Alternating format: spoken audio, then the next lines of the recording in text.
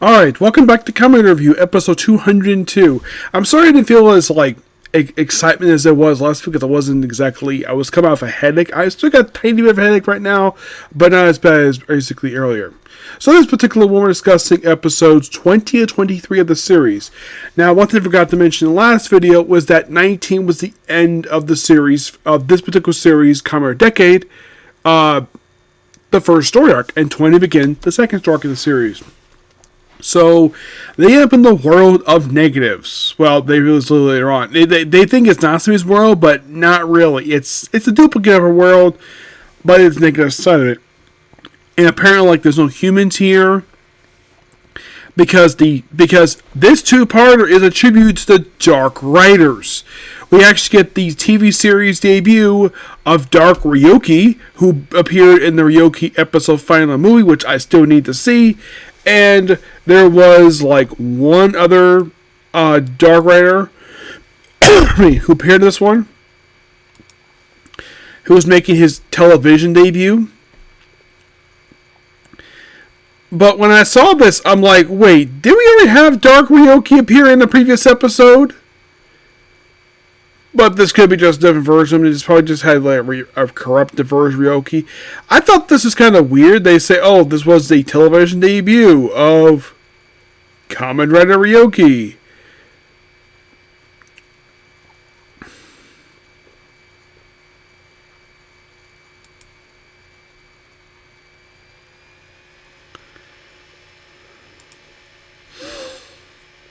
Of Dark Ryoki, yes, because he was one of the 13 riders from Ryoki.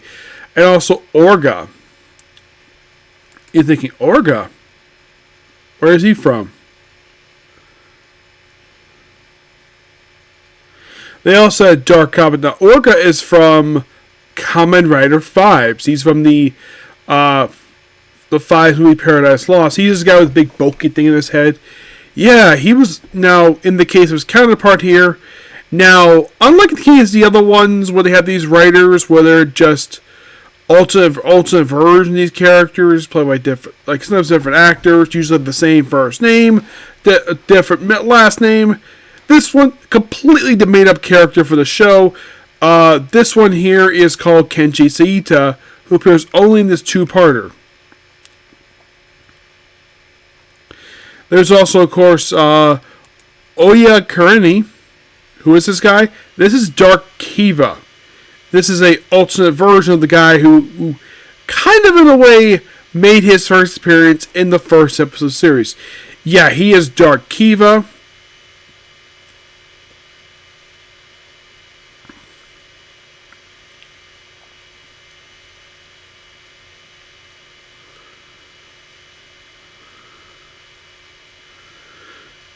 And the thing is it the same guy from Kiva? Is it the same actor per se from Kiva, just playing different versions of the character? Well, in the case next one, let's see. No, he is not. Excuse me. Let's see.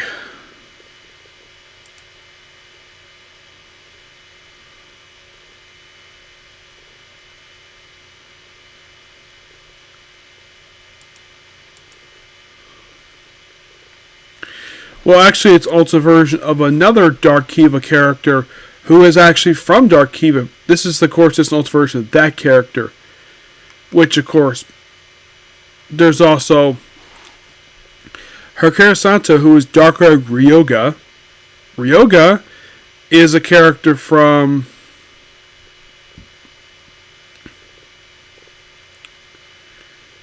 Well, yeah, this is basically the Ryoga. This is the dark version of him. There is Taka, who is just a American version of another, also for Ryoki as well. Kind of interesting that we have two characters who are just alternate versions of characters from Kamen Rider Ryoki. I thought that was kind of interesting.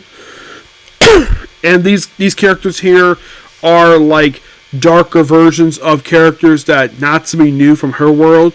I think it's actually her people, but nope. Apparently in this negative world, everybody's all including Chatsu. Yeah, she's dead in this world. And apparently, get this, the only human left alive in this whole world of negatives that is run by Dark Riders and monsters is a negative version of Natsumi. And thanks to this two-part, we got debut of something quite early. This is basically sadly due to the short length of Decade. Excuse me, that being Decade's final form, which basically is him using this device. They just happen to have this mysterious touchscreen thing they've been teasing for a while, and then he used it. And this time I saw it quite interesting when he presses all the buttons. The order he presses them is the order of the TV show which they air. Kuga, Agato, Ryoki, Fives, Blade, Den-O, Kiva. It was Kuga, Agato, Ryoki, Fives, Blade, Hibiki, Kabuto, Den-O, and Kiva. I thought that was interesting. The fact that, and he does this also for next episode as well. And of course, it's this weird thing like cards across his chest. He has his own card in his head. Quite interesting the fact they did this. Yeah, it was quite interesting. And by the way, and then this is the whole thing is a tribute to Dark Riders, basically the evil Kamen Riders. I'm like, not a bad idea to do, but of course they had to use the Heisei ones, probably because they couldn't get hands on the Showa ones. And then the very next two episodes is all about Kayato, that's Kamen Dien. It's basically his backstory, this whole next two-parter, which is known as the World of Dien arc. But here's the thing. This world is an ultra version of another ultra thing. And the thing is, you watch this episode and you're like, wait, what is up with the Raider suits in this one? Why did it look like something from Blade? Those of you have probably seen Blade. Well, the reason is because this world that this two-parter is set in is an ultra version of a Kamen Rider Blade movie, Missing Ace, where the three writers who appear in these two-parter are the same actors from that movie, just reprising their role with slightly different names, except that the one who's the leader of the group is actually Kaito's older brother, though he does not become albino Joker like he did in that one.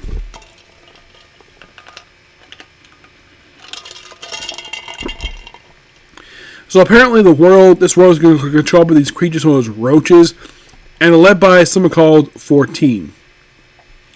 You think, is this a group of people? Not really, no, it's just one guy. Why the way to go to the planet? I don't know. Also, he was brainwashing people too. It's like, oh, whole world. Basically, like the equivalent to the way they showed in the episode.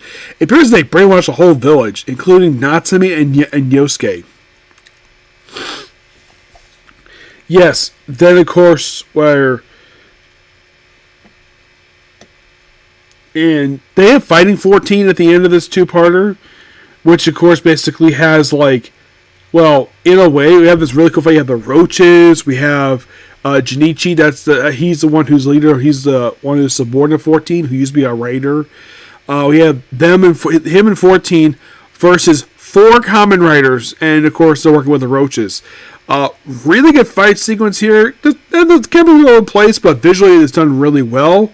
And at first, when you see 14 in his monster form, he looks like he's made of CG. But it doesn't look terrible per se.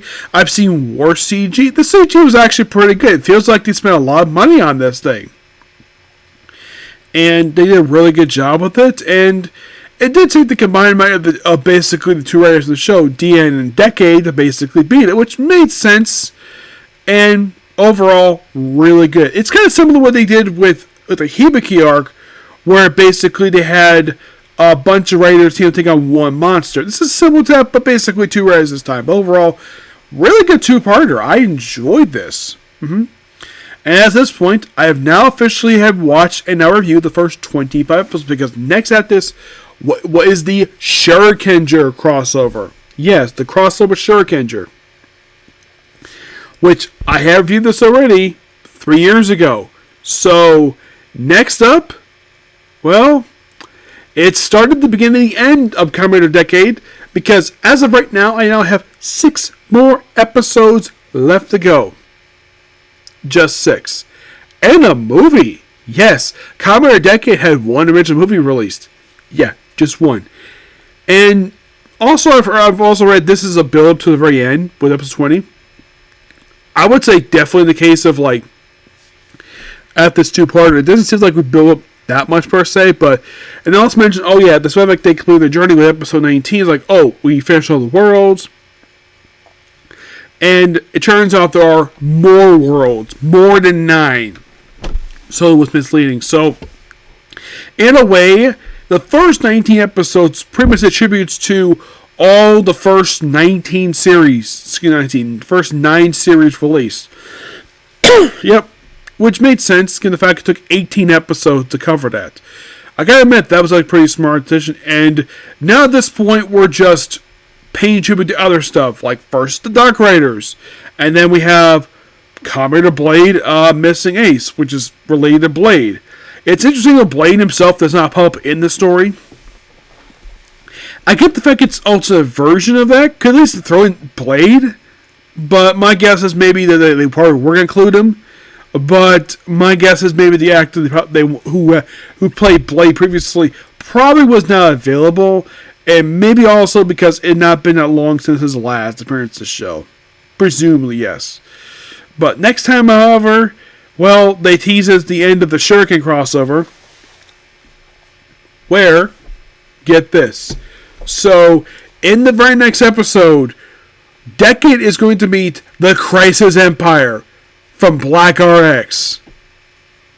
Yep, because basically they do something really weird with Black and Black RX. I did hear I'll talk about more about what happened with this, of how this is able to happen with this, what happened these next couple episodes. You'll find out and see, because it's quite interesting that, okay, so I guess they ran out of Heisei writers, so let's do a tribute to the Showa era. Yep, because that's kind of what the remainder of the show is. A tribute to the Showa era writers, which I have no problem with that at all. None whatsoever. So, to you next video. Bye.